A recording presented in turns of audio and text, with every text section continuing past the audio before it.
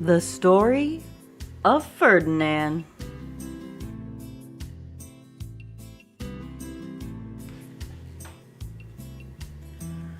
Once upon a time in Spain,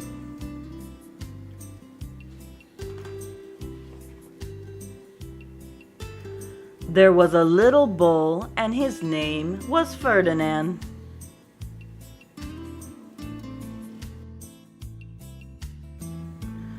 All the other little bulls he lived with would run and jump and butt their heads together.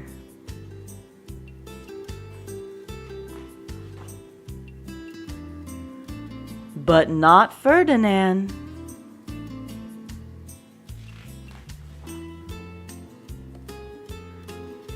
He liked to sit just quietly and smell the flowers.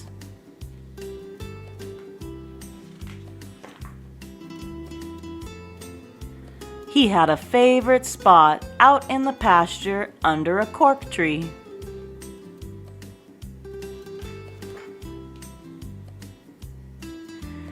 It was his favorite tree, and he would sit in its shade all day and smell the flowers.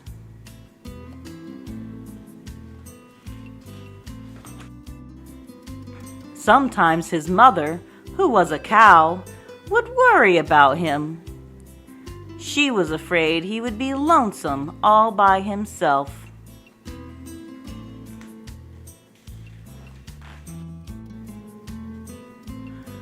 "Why don't you run and play with the other little bulls and skip and butt your head?" she would say. But Ferdinand would shake his head. "I like it better here, where I can just sit quietly and smell the flowers."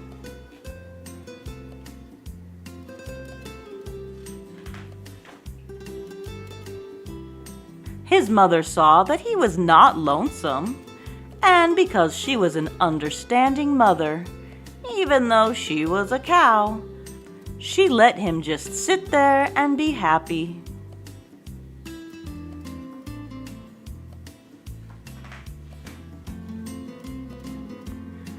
As the years went by, Ferdinand grew and grew until he was very big and strong.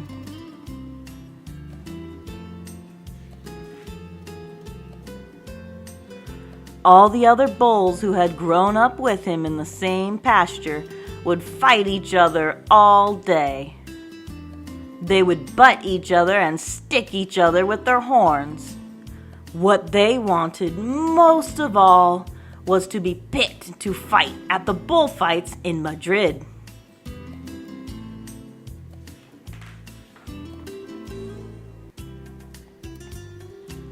But not Ferdinand. He still liked to sit just quietly under the cork tree and smell the flowers.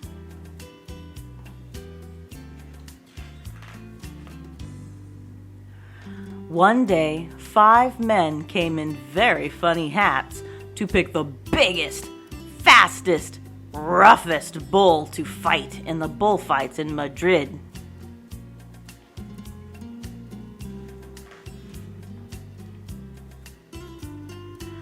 All the other bulls ran around snorting and butting, leaping and jumping, so the men would think that they were very, very strong and fierce and pick them.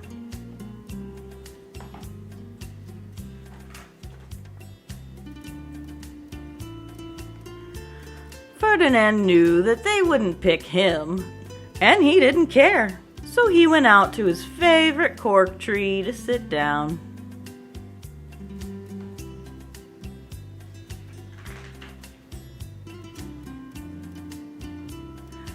He didn't look where he was sitting, and instead of sitting on the nice, cool grass in the shade, he sat on a bumblebee.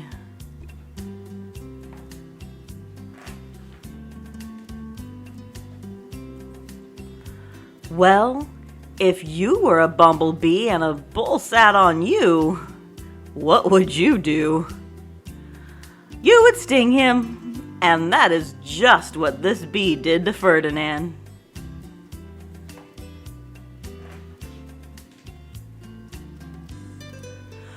Wow, did it hurt! Ferdinand jumped up with a snort. He ran around puffing and snorting, butting and pawing the ground as if he were crazy.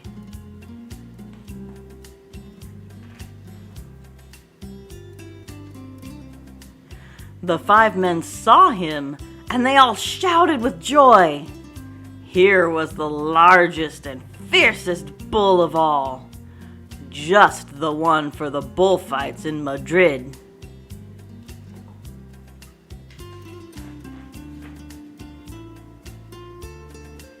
So they took him away for the bullfight day in a cart.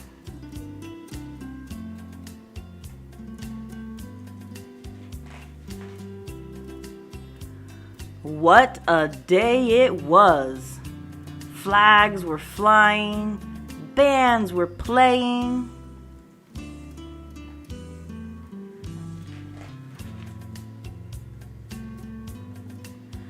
And all the lovely ladies had flowers in their hair.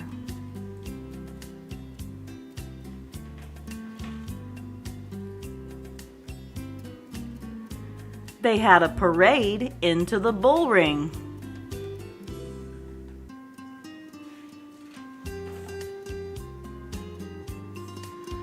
First came the bandoleros with their long, sharp pins and ribbons on them to stick in the bull and make him mad.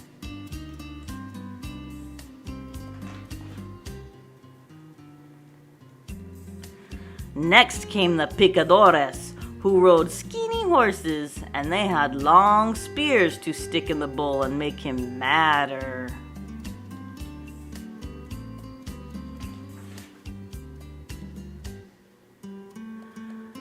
Then came the Matador, the proudest of all.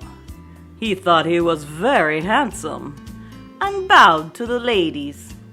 He had a red cape and a sword, and was supposed to stick the bull last of all.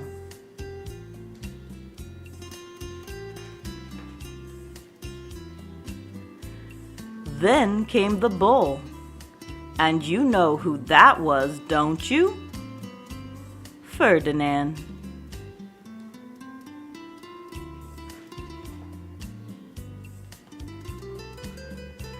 They called him Ferdinand the Fierce, and all the bandoleros were afraid of him, and the picadores were afraid of him, and the Matador was scared stiff.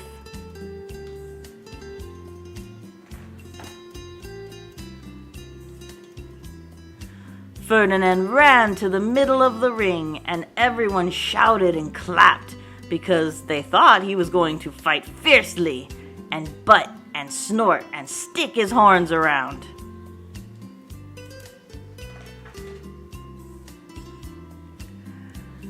But not Ferdinand. When he got to the middle of the ring, he saw the flowers in all the lovely ladies' hair, and he just sat down quietly and smelled.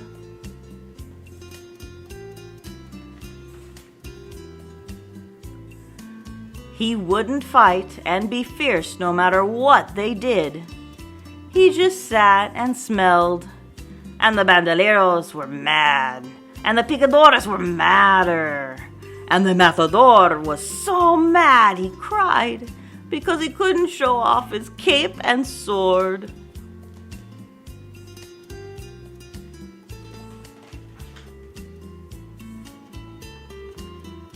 So they had to take Ferdinand home.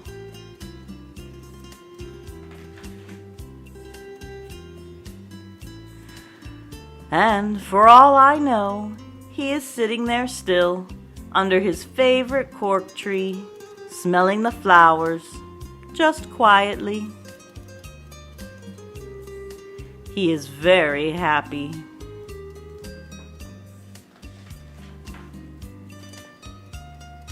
The end.